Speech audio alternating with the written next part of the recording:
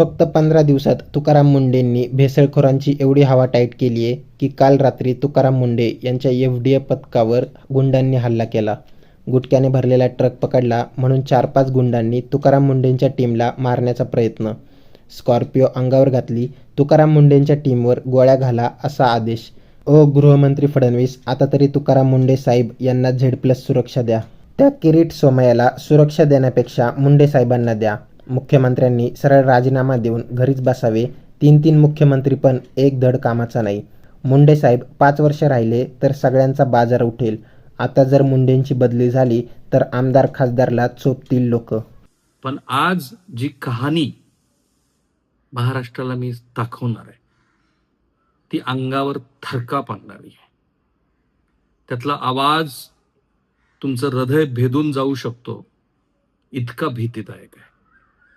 आणि राज्याचे गृहमंत्री, जे महाराष्ट्र राज्याचे मुख्यमंत्री आहेत, त्यांच्यासाठी ही आव्हानात्मक परिस्थिती आहे की महाराष्ट्र ज्या दिशेला चाललाय ती दिशा ही त्यांच्यासाठी आता ऍक्ट करण्याची आहे. फार काळ तुम्हाला वाढती लोकसंख्या, अपुरं मनुष्यबळ असं म्हणून पोलिसांचा जो वचक आहे तो वचक पुन्हा निर्माण करण्याच्या दृष्टीनं तुमच्याकडे फारसा वेळ नाही हे लक्षात घेऊन काम करण्याची ही ती वेळ आलेली आहे.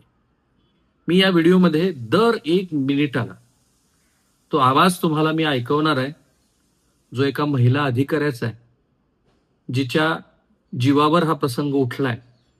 आणि आलेले हे अज्ञात गुंड हे आपल्या जीवाचं बरं वाईट करतील याची त्या आवाजातनं व्यक्त झालेली भीती हे महाराष्ट्राचं प्रशासन, महाराष्ट्रातली सध्याची कायदा आणि सुव्यवस्था हे सांगण्यासाठी पुरेशी आहे.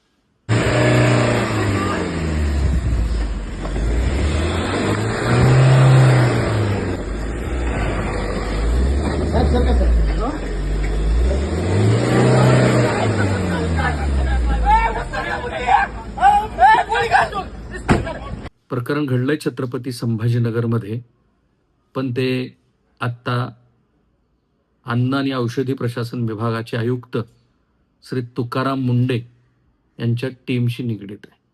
आणि म्हणून मी म्हटलं की हे किती सतीचं वाण आहे. हा ऑडिओ ऐका.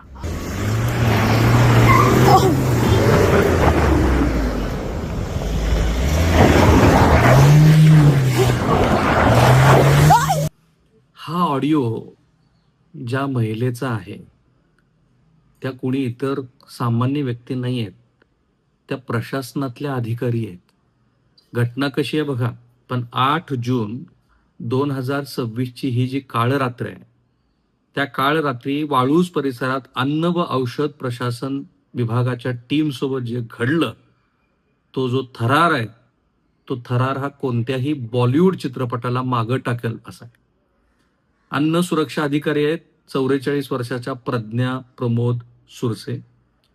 त्या आणि त्यांच्या टीमनं शौर्य गाजवायचं ठरवलं, जे त्यांचं कामच आहे प्रशासकीय.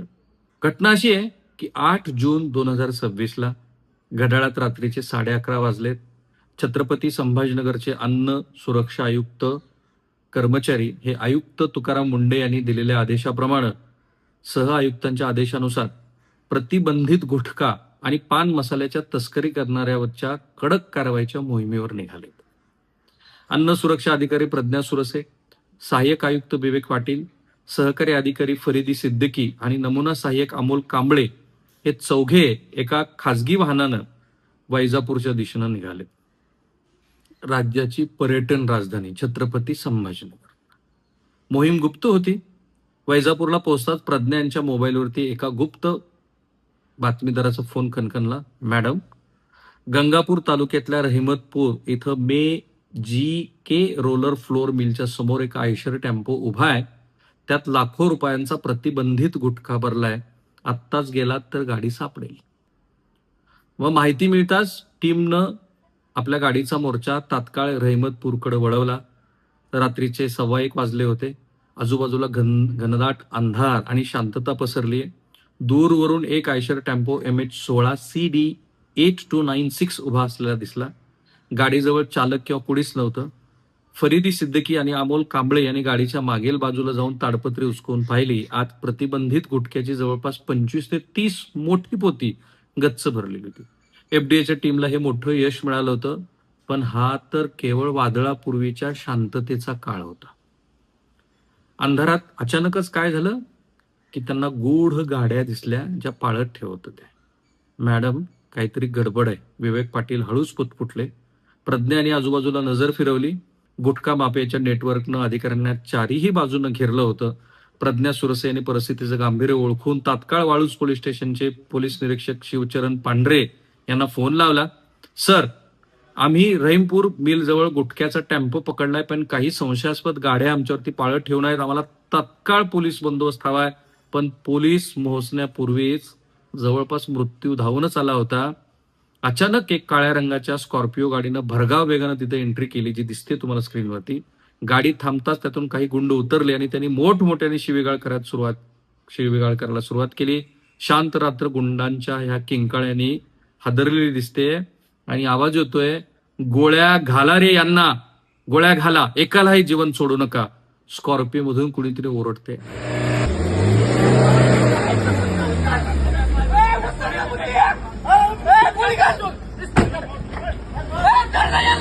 अंगाचा थरकाप उडवणारा तो प्रसंग आहे. गुंडांना कायद्याची भीती कसलीच नाहीये. जड स्कॉर्पिओ प्रज्ञा सुरसे, विवेक पाटील आणि फरीद सिद्दीकी यांच्या अंगावरती घालण्याचा प्रयत्न करतायत. पळा पळा बाजूला व्हा असा आवाज आहे त्या व्हिडिओमध्ये. विवेक पाटील आणि सिद्दीकी यांनी वेगवेगळ्या दिशेला उड्या मारल्या आणि स्वतःचा जीव वाचला. पण प्रज्ञा सुरसे यांना अंधारात वेगाने पळता आलं नाही. हे पाहून स्कॉर्पिओच्या चालकानं क्रूरतेची सीमा पार केली. त्यानं गाडी पुन्हा मागे फिरवली आणि प्रज्ञा यांना जिव्हे मारण्याच्या उद्देशाने सरळ त्यांच्या दिशेनं गाडी सुसाट सोडली. प्रज्ञा यांनी शेवटच्या क्षणी कसा बसा स्वतःचा बचाव केला.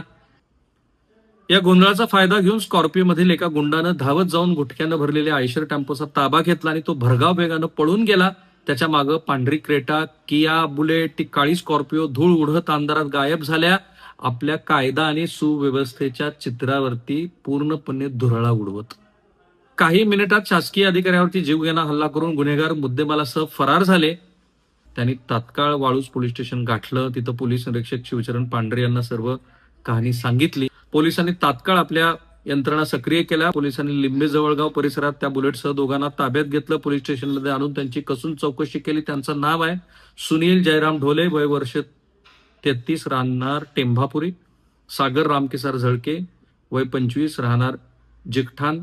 हे दोघेच बुलेटवरून अन्न सुरक्षा अधिकाऱ्यांचं लाईव्ह लोकेशन तपासत होते. आता या कटामध्ये इतर लोक आणि साथीदार सहभागी आहेत. प्रभाकर सोळंके, राहणार लिंबे जळगाव. नजीर शेख, राहणार वाळूज. दत्ता सुभाष पाटेकर, वय 30, राहणार तुर्काबाद. सद्दाम शेख, राहणार वाळूज. परशुराम गायकवाड, राहणार बीड. गुटखा माफियांचा हा कट किती भयंकर होता. प्रज्ञा सुरसे यांचा जीव थोडक्यात वाचला की तुकाराम मुंडे यांनी चार्ज घेतल्यापासून ज्यांचे धाबे दणाणलेत ते काय करू शकतात एफडीएच्या टीमचं. मला खात्री आहे की हा व्हिडिओ महाराष्ट्राच्या घराघरात जाईल, राज्याच्या गृहमंत्र्यापर्यंत पोहोचेलच ऑब्व्हियसली, आणि ते ह्या संदर्भामध्ये योग्य ते कारवाई करतील.